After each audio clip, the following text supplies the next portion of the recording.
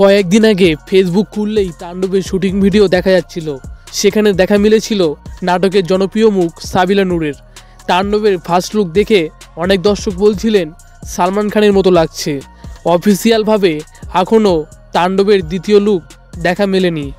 এর মধ্যে লিক হয়ে গেল তাণ্ডবের একটি সিনেমার দৃশ্য।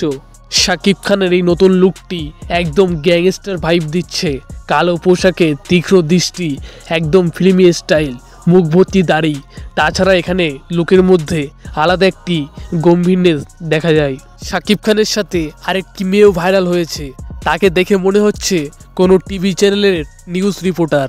বন্ধুরা, এইসব কি রায়ান রাফি ইচ্ছা করে করছে?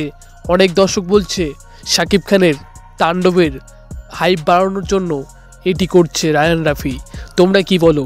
কমেন্টে অবশ্যই জানাবে। তোমাদের কি মনে হচ্ছে, রায়ান রাফি কি এইসব ইচ্ছা করেই করছে? কোনো সিনেমার টিম ছাড়া এই সকল লুক ভাইরাল করা অসম্ভব। বন্ধুরা, তোমাদের কাছে কি মনে হয় অবশ্যই কমেন্ট করে জানাবে।